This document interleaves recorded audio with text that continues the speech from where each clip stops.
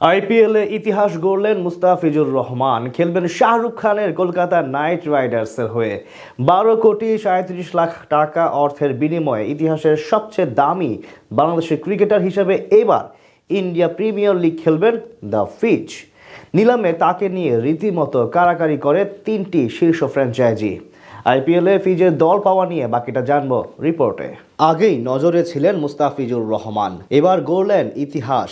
IPL এর নিলামের টেবিলে তাকে নিয়ে রীতিমতো কারাকারি লাগিয়ে দিল তিন ফ্র্যাঞ্চাইজি। একের পর এক বিট চলল Kolkata Knight Riders, Chennai Super Kings এবং দিল্লি ক্যাপিটালসের মধ্যে। সেখান থেকে শাহরুখ খানের কলকাতা নাইট রাইডার্স তাকে নিয়ে নিল রেকর্ড দামে।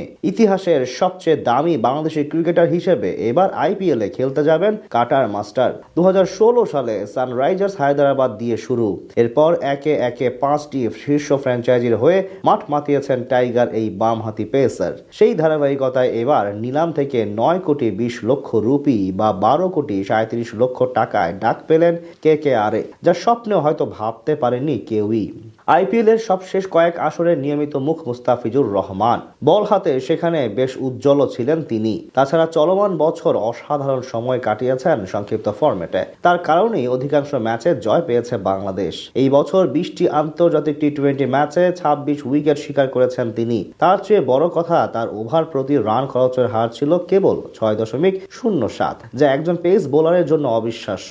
গড় 18-র নিচে। এমন দুর্দান্ত পারফরমেন্স করেই আইপিএল এর দলগুলোকে বার্তা দিয়ে রেখেছিলেন মুস্তাফিজ। গত সিজনে মাত্র 3 ম্যাচের জন্য খেলেছিলেন দিল্লি ক্যাপিটালসের হয়ে। সেখানে নিজের জাত চিনিয়ে দিয়েছেন ভালোভাবে।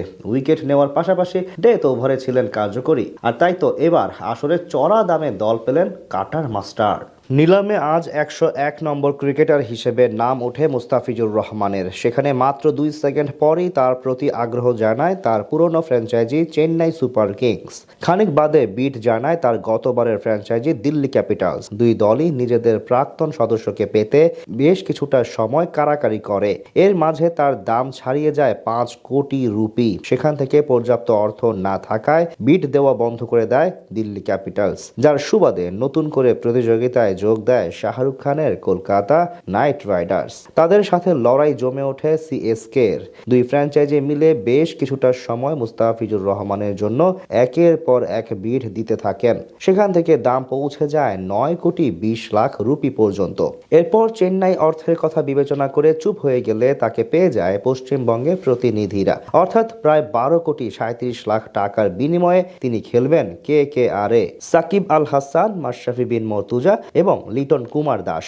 বাংলাদেশ ক্রিকেটের 3 প্রজন্মের 3 টি-20 অধিনায়কই খেলেছেন ওপার বাংলার ফ্র্যাঞ্চাইজি কলকাতা নাইট রাইডার্সের হয়ে।